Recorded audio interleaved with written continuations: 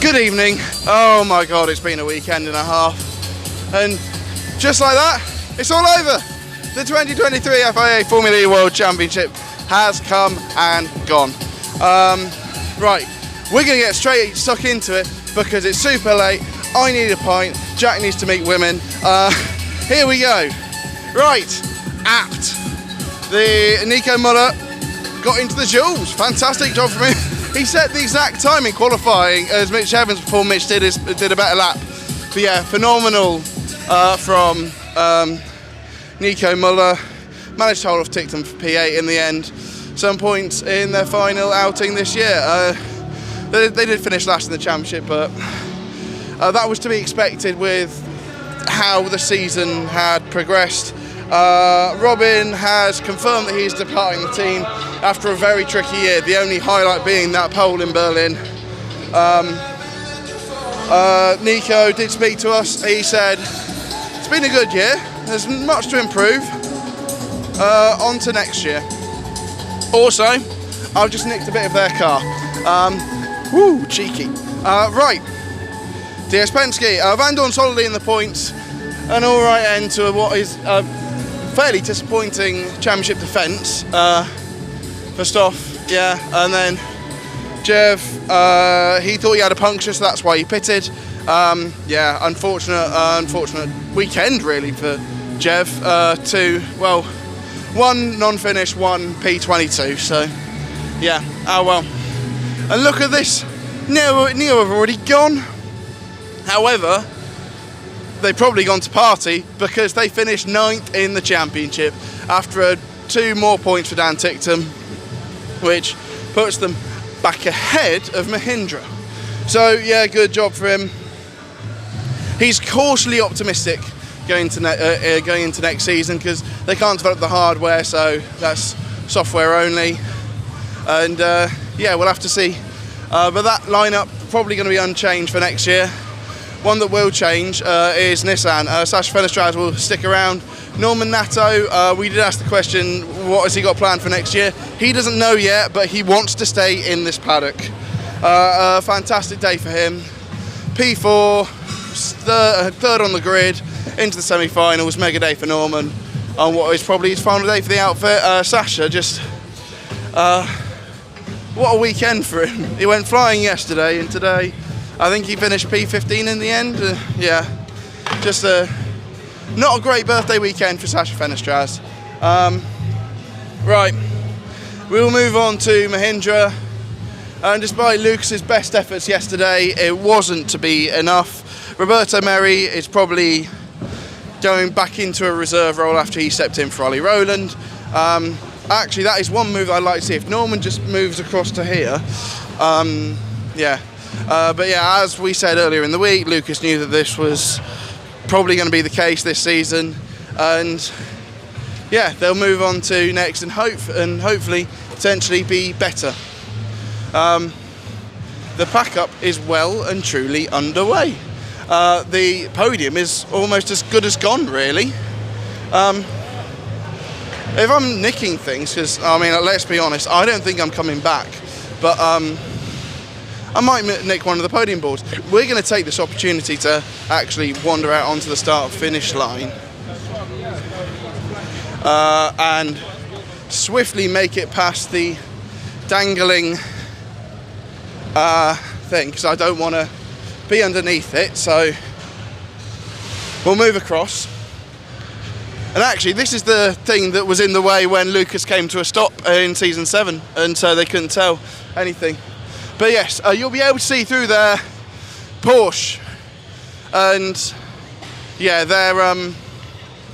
their weekend just kind of went to nothing after a mid-qualifying, and as we saw in the race, it was kind of, you finished where you qualified. It was just one of those races where, with the conditions, you couldn't really make any pass for the overtake. We also had 2 less laps than yesterday, so yeah, we didn't see as much action as we did.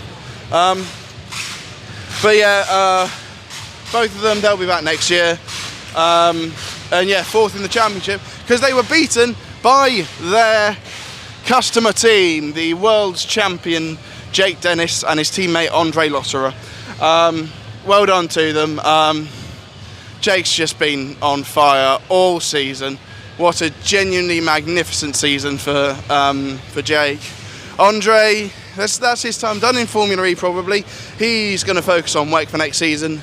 And it's all, and Andretti, we don't think they're in any rush to announce who's going to replace him. But yeah, we shall see. I think it's a toss-up between them and Nissan on who gets De Vries and who gets Rowland, if I'm completely honest. But yeah, we'll see. So we go from one of the champions to the other champions. Congratulations, Envision. They just about held on to their slim points lead in the team's championship, although it was one of their better days. They outperformed the factory outfit today, and that's what they need to do, because they came in level on points. Nick did the job on the circuit in qualifying, and then yeah, after that was that, and then Buemi had an amazing move down here at turn 1 with Sam, and so yeah, and that was basically that at the end of the day. Mitch, another P2, another solid season for him. He's just been oh so close every single year. Jack's doing some parkour, everyone. You're back level now. The thing is, like with him just wandering around, be careful, there are people behind you. It means that, I'm not doing that. Have you seen the size of me? No, I'll walk round. Whilst talking about the runners-up of Jaguar. And yeah, and it's an end of an era for Sam Bird. He's moving on, and Nick Cassidy is moving over to here.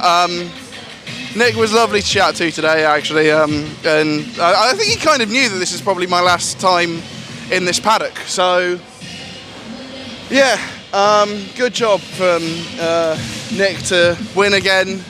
When I spoke to Nick as well, he said it's good that this happened today and that happened yesterday. If it was the other way around, he would be mortified going into this long old break before anything happens. October is when pre-season testing is.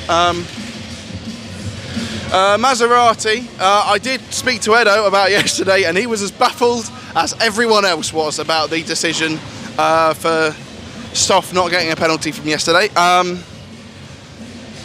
But yeah, it was an 11th and 13th, I think it was today. So, but they finished 6th up in the championship. They weren't able to beat DS Penske.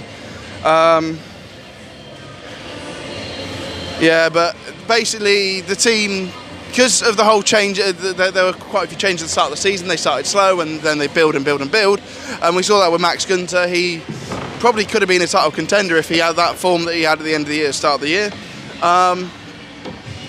And Edo, yeah, he'll be looking to see what to improve from this year to next. Right, let's end it with McLaren as always. Husey, we spoke to, and it was a tale of two halves really. So, first half was fantastic in the season. However, it tailed off. Obviously, he had that great run of qualifyings, and then he had some good results. But yeah, it just not what he wanted towards the end of the year. And interestingly, Rast wants to be here next season. We don't think it's going to be here. This is where we think Sam Bird is going to.